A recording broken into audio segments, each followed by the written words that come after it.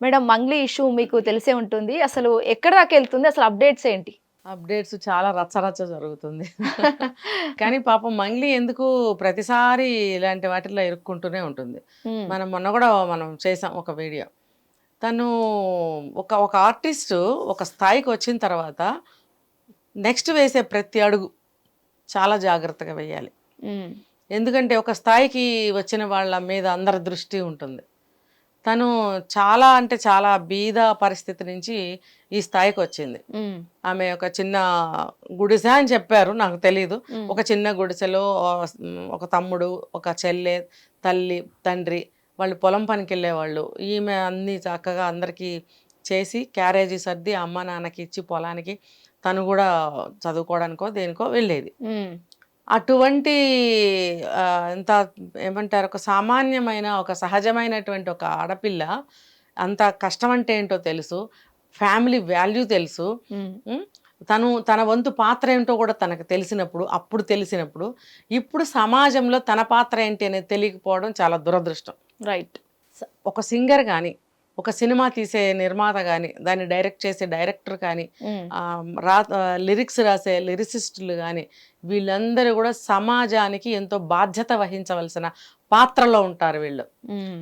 ఇప్పుడు కత్తికి విలువ ఎక్కువ, పెన్నుకి విలువ ఎక్కువ అంటే కత్తి బలం ఎక్కువ, పెన్ను బలం ఎక్కువ అని అంటే కలం బలం ఎక్కువ అంటే కలం బలమే ఎక్కువ అని చెప్తారు. ఎందుకంటే ఒక్క అక్షరం రాస్తే తూటాలాగా కొట్టుకుంటుందంట. హ్మ్. అందుకని కవులకి పాత రోజుల్లో చాలా అంటే చాలా గౌరవం, చాలా ఇంపార్టెన్స్ ఉండేది. కలం చాలా గొప్పది అని చెప్తారు. అంటే రాసే ప్రతి మాట కూడా చాలా విలువైందిగా ఉండాలి. హ్మ్. రాసిన ప్రతి మాటకి ఒక విలువ ఉంటుంది. ఆ విలువ లేని రాతలు రాయకూడదు. రాశారు అంటే వాడికేమొచ్చింది, ఎలా రాశాడు, ఎందుకు ఒక ఉత్తరం తీసుకో, పాతకాలంలో ఒక ఉత్తరాలు వచ్చేవి కదా. హ్మ్. ఏదన్నా ఫోన్లు లేవు, మనుషులు మాటి మాటికి కలిసేది ఉండేది కాదు, లెటర్స్ ఉండేటివి. ఆ లెటర్స్ ఉన్నప్పుడు కోపం వస్తే కూడా నువ్వు ఆ రోజు ఏం చేసావు, ఇట్లా చేసినావు అట్లా చేసినావు ఊకే రాస్తారు. హ్మ్. ఈడికేమొచ్చింది, ఉత్తరం అన్నాక మంచి చెడ్డ రాసుకోవాలి, ఇట్లా రాసి చించి పడేస్తారు. అట్లాంటి సంఘటనలు కూడా జరిగాయి. హ్మ్. అంటే కోపం తీరక వాడు మళ్ళీ మళ్ళీ రాస్తాడనమాట. వీళ్ళేంది ఒకసారి రెండుసార్లు చదువుతారు, మళ్ళీ చించి పడేస్తారు, రిప్లై కూడా ఇవ్వరు అనమాట. అంటే ఆ రాత అనేది ఎంత సంతోషాన్ని ఇస్తుంది, ఎంత బాధిస్తుంది అనేదానికి ఉదాహరణ. హ్మ్. ఉత్తరం, పెన్ను ఉంది కదా అని రాసి పడేయద్దు.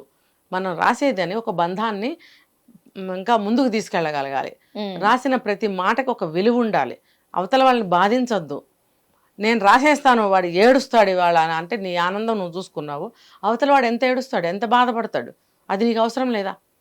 అలా ఈ సినిమాలో కూడా సమాజానికి బాధ్యులు వీళ్ళందరూ. హ్మ్. కాబట్టి రాసినోడు రాసేసాడు, దాన్ని డైరెక్ట్ చేసిన వాళ్ళు డైరెక్ట్ చేశారు. ఆ డాన్స్ డైరెక్టర్ చెప్పాలంటే మన రాజు సుందరం గారు, ఆయన అంత పెద్ద పేరు గల డాన్స్ డైరెక్టర్ కదా. మరి ఆయన వెళ్ళి ఒక ఐటమ్ సాంగ్కి డైరెక్ట్ చేయడం ఏంటి, చేశారు.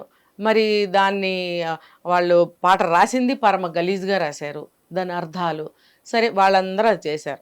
అప్పుడంతా బయటికి రాలేదు ఇంకా అది. నువ్వు పాడటం వల్లే కదా బయటకు వచ్చింది. రైట్. అవును. నువ్వు ఒక్కదాని అబ్జెక్ట్ చేసినా సరిపోయేది కదా, నువ్వెందుకు అబ్జెక్ట్ చేయలేదు? అంటే నీకు పేరు వస్తుంది కాబట్టి ఇలాంటి పాటలు పాడితే ఇంకా బాగా పేరు వస్తుంది అనుకున్నావు, కానీ ఎంత పేరు వచ్చినాక నేను నెక్స్ట్ స్టెప్ ఎలా తీసుకోవాలని నువ్వు ఆలోచించట్లేదు. గత 5 ఏళ్లుగా ఈషా ఫౌండేషన్లో ఈమె శివరాత్రి వచ్చినప్పుడల్లా ఎటువంటి పాటలు పాడింది, అవును. మరి ఒక సంక్రాంతి వస్తే మన తెలంగాణ పాటలు ఎట్లా పాడింది, బతుకమ్మ వస్తే బతుకమ్మ పాట, మంగిలి పాట పెట్టుకున్నా నేను బతుకమ్మ డ్యాన్స్ చేస్తా, హ్మ్. అంత పిచ్చి నాకు. మరి ఈమె అంత మంచి తెలంగాణ ఆడపడుచుగా అంత మంచి పేరు ఆ పాటల ద్వారా తీసుకొచ్చింది. అసలు తెలంగాణలో పండుగలు ఇట్లా చేస్తారు, వాతావరణం ఇట్లా ఉంటుంది అని ప్రపంచానికి చాటి చెప్పిన ఒక తెలంగాణ తెలుగు అమ్మాయి. హ్మ్. నువ్వు ఎక్కడ పోయినావు తల్లి, బాంబే ఎందుకు వెళ్ళావు నువ్వు? హ్మ్. తెలుగులోనే మంచి పాటలు నువ్వు పాడితే ఇంకెంత పైకి వెళ్తావు కదా నువ్వు మంచిగా. నువ్వు అక్కడ అక్కడ వెళ్ళడం దానికి, బాలీవుడ్కి వెళ్తే నీకు గ్రేట్. ఇప్పుడు మన తెలుగు సింగర్స్ చాలామంది మన బాలీవుడ్కి వెళ్ళి అక్కడ అగ్రిమెంట్స్ చేసుకుని 5 ఏళ్ళు 4 ఏళ్ళు అక్కడే హిందీ పాటలే పాడుతున్నారు. హ్మ్. నాకు అవసరం లేదు అని ఎందుకు చెప్పలేకపోతున్నారు? ఏరి ఇండియన్ ఐడల్లో కానీ ఇంకో దాంట్లో కానీ సారేగామాలో కానీ సెలెక్ట్ అయిన సింగర్స్ పక్కా మన తెలుగు వాళ్ళు ఎక్కడెళ్ళారు? ఏరి కనిపించట్లేదు. ఎక్కడున్నారు వాళ్ళు? వాళ్ళ బందీలో ఉన్నారు. వాళ్ళు ఫస్ట్ మొత్తం అంతా వాళ్ళు పాటలు పాడించుకుని క్యాష్ చేసుకున్నాక ఆమె ట్రెండ్ అయిపోతుంది కదా, అప్పుడు పంపిస్తారు బయటికి. అప్పుడు మనకి వాళ్ళు ఓల్డ్ సింగర్స్ అయిపోతారు. ఎవరైనా కొత్తదనం కోరుకుంటారు కాబట్టి మళ్ళీ మన కొత్త సింగర్స్ని వీళ్ళు సెలెక్ట్ చేసుకుంటూ ఉంటారు. మన పాడుతా తీగ ద్వారా కానీ ఇంకొకటి కానీ ఇక్కడ తయారవుతున్నారు. అప్పుడు ఆ సింగర్స్తో మనకేం పని ఉండదు. అట్లా వాళ్ళు వాడుకుని పెండుకొని చక్కగా పంపిస్తున్నారు. అంతేగాని మా తెలుగు బిడ్డలమై ఉండి మన తెలుగు గడ్డకి ఘనత తీసుకురావాలని ఎంతమంది అనుకుంటున్నారు? పైసలు పేరు. అది ఇక్కడ పాడినా నువ్వు అంత పెద్ద స్టేజ్లో నువ్వు సారేగామాలో నువ్వు విన్ అయితే టైటిల్ గెలుచుకున్న దానివి ఇక్కడ పాడితే ఇక్కడ కూడా నీకు అంతే విలువ వస్తుంది కదా. రాదని అనుకున్నా నువ్వు బాలీవుడ్లో అగ్రిమెంట్స్ చేస్తున్నావు పర్టికులర్ కంపెనీస్కి. ఎందుకు చేయాలి నువ్వు? ఇక్కడ చేయి, ఇక్కడ లేవా? సరే, అది వేరే విషయం. అట్లనే ఈ మంగ్లీ కూడా ఆ పాటలు పాడటానికి బాలీవుడ్కి వెళ్ళి ఫస్ట్ ఛాన్స్ కొట్టేద్దాం అనుకుని వెళ్ళింది. ఆల్రెడీ ఈషా ఫౌండేషన్లో 2026 శివరాత్రికి మీకు ఇన్విటేషన్ రానే లేదు. అంటే ఇక్కడ ఒక స్టెప్ దిగిపోయాం కాబట్టి వెంటనే బాలీవుడ్కి వెళ్తే మనకి ఒక స్టెప్ పెరిగిపోతాం అని అనుకున్నదా? నేను మొన్న చేసిన వీడియోలో కూడా నేను ఇదే చెప్పారు కదా. అట్లా ఎందుకు ఆలోచిస్తున్నారంటే ఆమెకి సర్టెన్ గైడ్ లైన్స్ లేదా? ఆమెకు చెప్పేవాళ్ళు లేరా? లేకపోతే మన మూవీ ఇండస్ట్రీలోనే పెద్దలు ఉన్నారు కదా, నువ్వు వాళ్ళకి ఎందుకు నువ్వు సలహా అడగలేదు? వెళ్ళిపోయి నువ్వు పాడేశావు. పోనీ సాంగ్ ఆఫ్ సెలెక్షన్ ఎట్లా ఉంది? లేకపోతే దాని లిరిక్స్, దాని స్టైల్ ఎట్లా ఉంది, లిరిక్స్ ఎట్లా ఉన్నాయి, అవి కూడా నువ్వు చూసుకోలేనంత అన్ఎడ్యుకేటెడ్ అయితే నువ్వు కాదు కదా. నువ్వు శాస్త్రీయ సంగీతము కర్ణాటకనో ఏవో ఆమె 4-5 ఏళ్ళు నేర్చుకుని ఇంత కష్టపడి నువ్వు ఇంత సంగీతం నేర్చుకున్నది కింది స్థాయి నుంచి ఈ స్థాయి వరకు కష్టపడి పైకి వచ్చినందుకు నువ్వు ఈ పాటలు పాడటానికా? ఆ పాటలు పాడటానికి నువ్వు ఇంత కష్టపడక్కర్లేదు కదా. నేను చెప్పాలంటే రికార్డు డాన్సర్స్ కూడా అలాంటి పాటలకి చెయ్యరేమో డాన్స్ అన్నంత నీచంగా దరిద్రంగా ఆ పాట ఉందన్నమాట. హిందీ వచ్చు కదా మంగ్లీకి, మరి ఆ పాటని అర్థం తెలుసుకోదా? అప్పటికప్పుడు కాగితం చేతికిచ్చి నువ్వు పాడు అంటారా? అన్నారు కదా. ముందుగానే ఇస్తారు. దానికి ఒక ప్రాక్టీస్ ఉంటుంది, దానికి ఒక రిథమ్ ఉంటుంది, దానికి స్టెప్స్ ఉంటాయి. అవన్నీ అయిన తర్వాతనే ప్రాక్టీస్ అయినాకనే నువ్వు పాడతావు. అప్పుడు రికార్డింగ్ అవుతుంది, బయటకు వస్తుంది. ఇంత ప్రాసెస్ ఇన్ని రోజులు ఉన్నప్పుడు నువ్వు లిరిక్ ఎందుకు చూసుకోవు? తప్పంతా ఎవరిదనాలి? ఇప్పుడు ఈ రకంగా చూసుకుంటే తప్పంతా ఏమిదే. కానీ అసలు రాసిన వాడు, తర్వాత కంపోజ్ చేసిన వాళ్ళు, డాన్స్ డైరెక్టర్లు, వీళ్ళందరిది కూడా బాధ్యతే కదా. ఒక ఆడపిల్లతో నువ్వు ఆ పాట పాడిస్తావా? తప్పు కదా. అవును, అంటే మన పిల్ల కాదులే అనుకుంటారా? మరి డాన్స్ డైరెక్షన్ చేసింది మన రాజు సుందరమే కదా, ఆయనకు తెలియదా? ఇవన్నీ తెలియకుండానే చేశారా వీళ్ళు? కాబట్టి ఈ సమాజానికి వీళ్ళందరూ కూడా బాధ్యత గల పాత్రధారులే. ఎందుకంటే సమాజం తప్పుదోవ పట్టడానికి తగినట్టుగా ఆ పాటను తయారు చేశారు, పాడిచ్చారు. దాంట్లో సంజయ్ దత్ సీనియర్ ఆర్టిస్ట్, అతను చాలా నర్గీస్ కొడుకు. నర్గీస్ అంటే చాలా పెద్ద మదర్ ఇండియాలో ఆవిడ ఒక పెద్ద రోల్, ఆవిడ అంత పెద్ద యాక్ట్రెస్. సునీల్ దత్ నర్గీస్ కొడుకు ఇతను. ఎంత మంచి యాక్టర్ ఒకప్పుడు ఇతను, హీరో. తర్వాత ఏదో దాంట్లో ఇరుక్కున్నాడు, జైలుకి వెళ్ళాడు, వచ్చాడు. అదంతా అప్రస్తుతం అయినప్పటికీ తిరిగి మళ్ళీ యాక్ట్ చేస్తున్నాడు అంటే సీనియర్ యాక్టరు.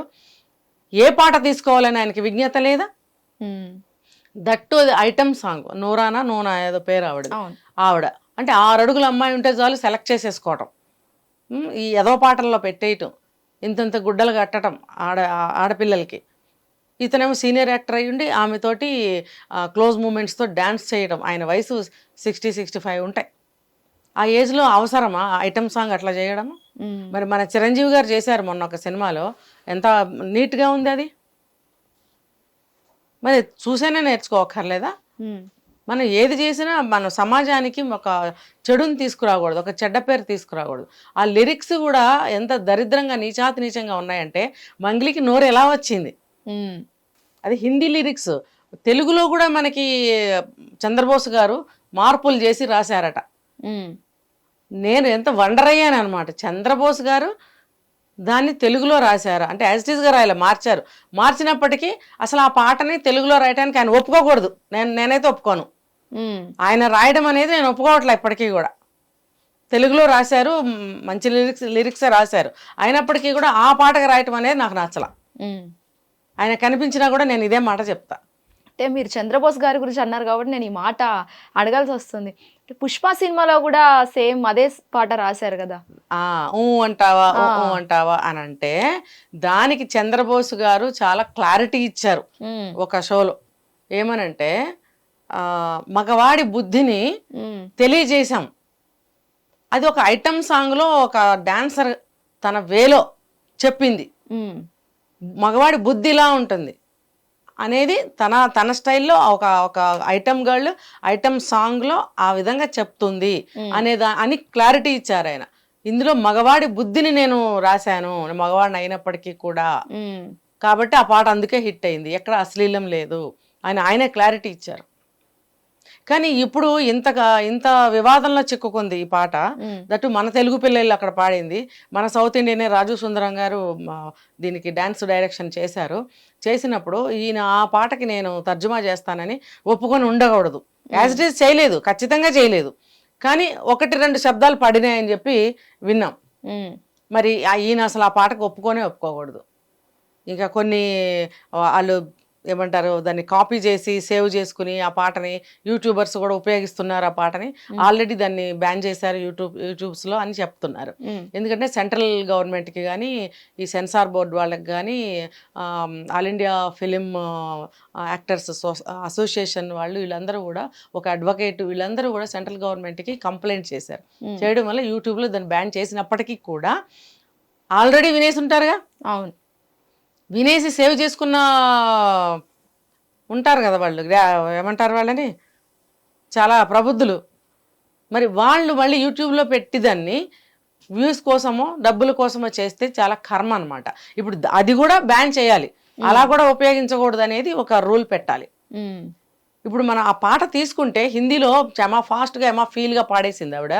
అది ఎంత ఇక నేను ఏం చెప్పాలి దాన్ని, పరమ పచ్చి బూతులతోటి 4 గోడల మధ్యన ఒక వైఫ్ అండ్ హస్బెండ్ అనుకో ఇంకా ఏదనుకో వాళ్ళ మధ్యన జరిగే ఒక కార్యక్రమాన్ని పాట రూపంలో చెప్పడం, అది భూతనాలా లేకపోతే దరిద్రం అనాలా నీచం అనాలా ఏమనాలి?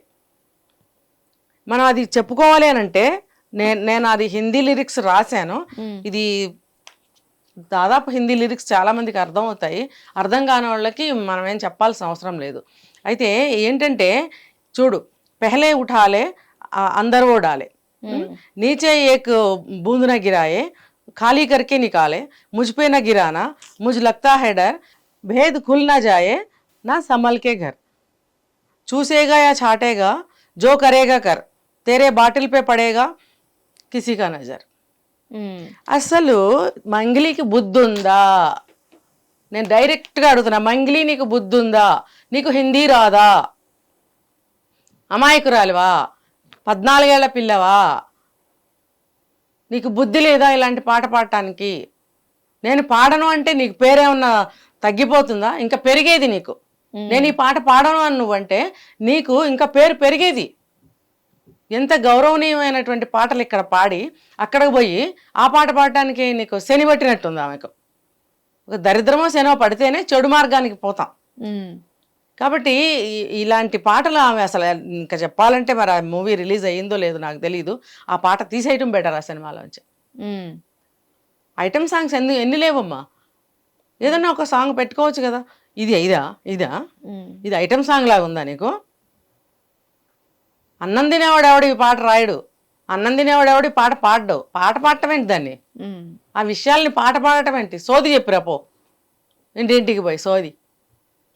కాబట్టి ఇది చాలా గలీజ్ విషయం అన్నమాట.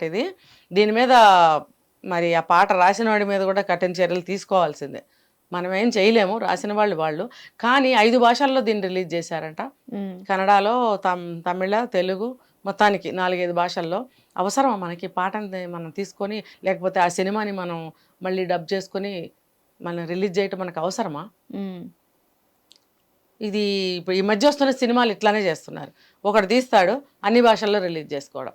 అలాంటప్పుడు సంస్కరించండి సినిమాని, ఆ డైలాగ్స్ని, ఆ పాటల్ని, పాత్రల్ని, యాక్టింగ్ని అన్నిటినీ సంస్కరించి సమాజానికి ఉపయోగపడే సినిమా ఒకటి తీయండి.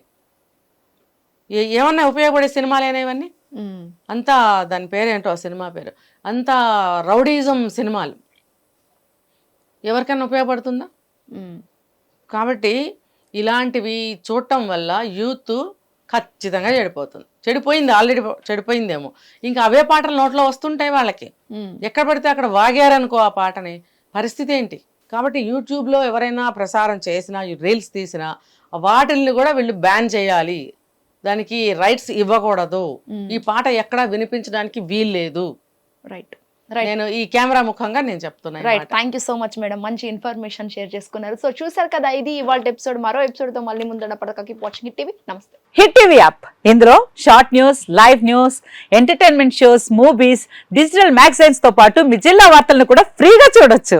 ఇంకెందుకు ఆలస్యం, వెంటనే హిట్ టీవీ యాప్ ని డౌన్లోడ్ చేసుకుని ఫ్రీగా ఎంటర్టైన్మెంట్ పొందండి. Hit TV app. Hit TV app. Please download hit TV app. Hit TV app ని ఫ్రీగా డౌన్లోడ్ చేసుకొని ఎంజాయ్ చేయండి. మీకు నచ్చిన ఎంటర్టైన్మెంట్ కోసం హిట్ టీవీ యాప్ ని ఫ్రీగా డౌన్లోడ్ చేసుకుని ఎంజాయ్ చేయండి. హిట్ టీవీ యాప్ ని డౌన్లోడ్ చేసుకుని ఆస్వాదించండి, ఆశీర్వదించండి. ఇంతమంది సెలబ్రిటీలు హిట్ టీవీ యాప్ ని డౌన్లోడ్ చేసుకోండి అని చెప్తున్నారంటే ఎంత మంచి యాప్ ఆలోచించండి. అమెరికా అమెరికా అమెరికా అమెరికాలో చదవాలనుకునే వాళ్ళకి విశ్వసనీయమైన పేరు మన శౌర్య కన్సల్టెన్సీ. UK లో 1 year masters. UK లో 1 year masters. 2 years work permit up to 5 years visa. Contact Saurya Consultancy. Contact 89851 89851.